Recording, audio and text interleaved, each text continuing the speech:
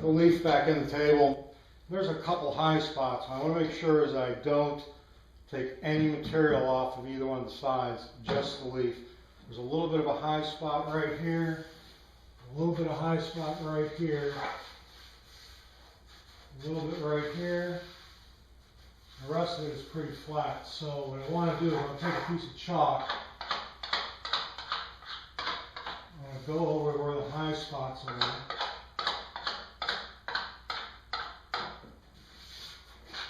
The reason for the chalk is I want to make sure when I take off the material, I'm only taking material off of the leaf and not this. If I start to remove some of the chalk on the table side, I know I've gone too far. Well, I'm going to take a smoothing plane. Again, I want to try to just get some of this material off here.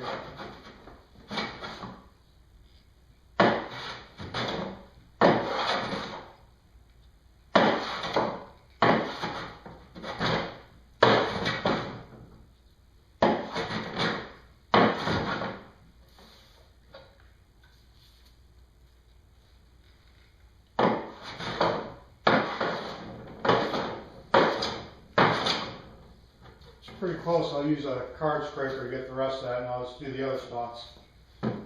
That smoothing plane did a nice job, and the reason for this chalk here, again, I want to leave the chalk on this side and remove the chalk on this side.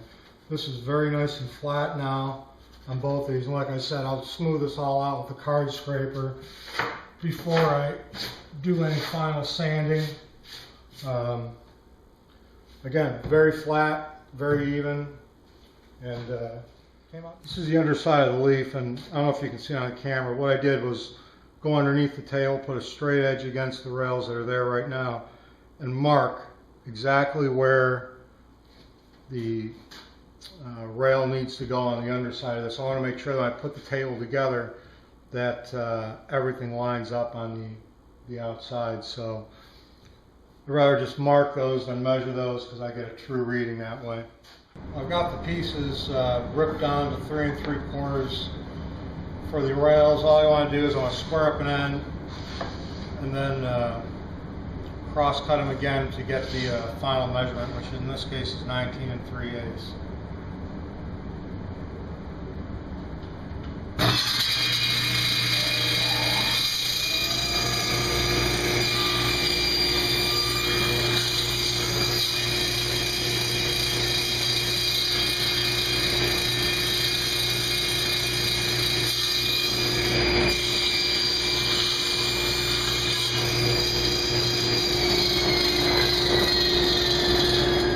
Well, I've attached the rails to the bottom of the leaf exactly like I did the curved rails on the bottom of the table. So I'm ready to give this a try and see how well it all matches up.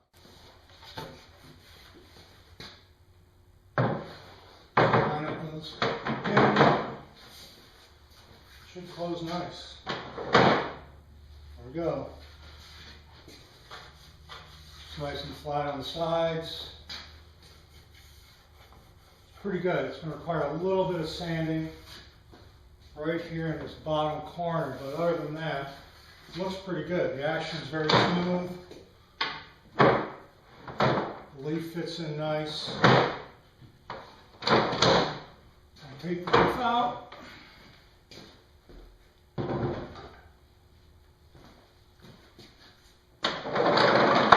Slide back together. Got a nice clean seam.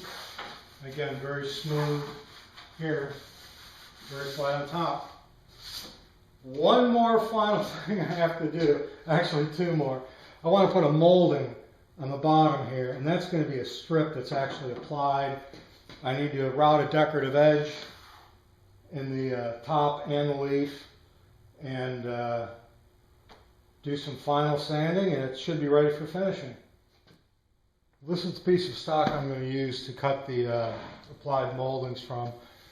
It's going to be bent around the rail, so I want to make sure that I have a nice, tight, straight grain. It took me a while to find this piece in my wood pile, but this will work very well. So I'm going to go over to the router table now and show you how I make that molding. what I've done is I've installed a 1/2-inch beating bit in my router table.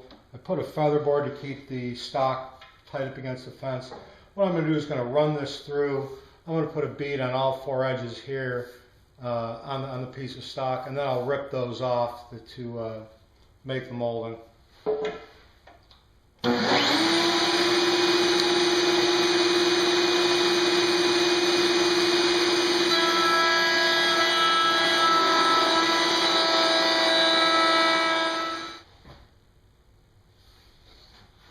I've got my table saw set up to cut off the molding from the main piece of stock. I've got a feather board set up to hold the piece of stock flat against the fence. I've got the blade raised up so it just cuts off the half round feature of this molding. And I'm just going to run it through 4 times and take off 4 pieces of molding.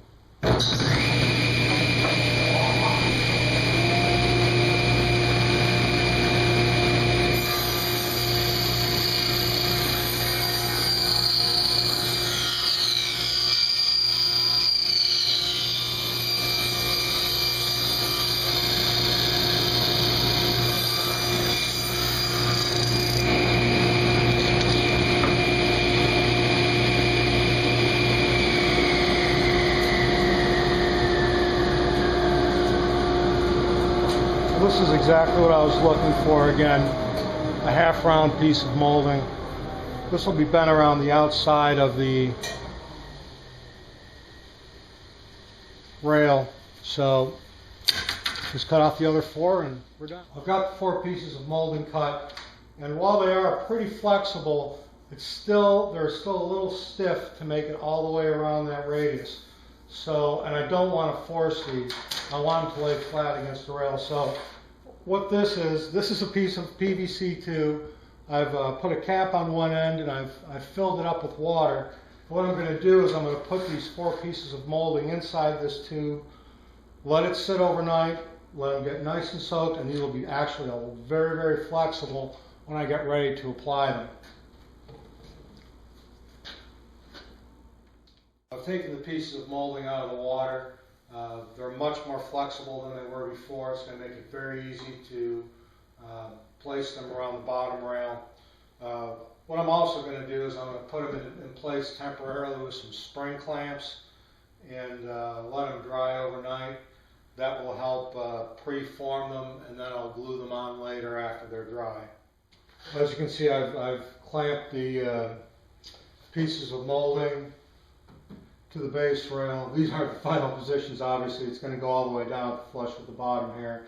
But again, I'm just going to leave these sit on here for a while so they retain that position before I glue them on. Next thing I want to do is I want to create a decorative edge with the router. It's going to be a half round. Put that on the top and the leaf. I've got my router set up with a 3/8 inch round over bit. I'm going to take this off in 2 passes. I want to make sure that the last pass is almost a shearing pass, and that way I can have a nice edge on this that doesn't require a lot of sanding. So.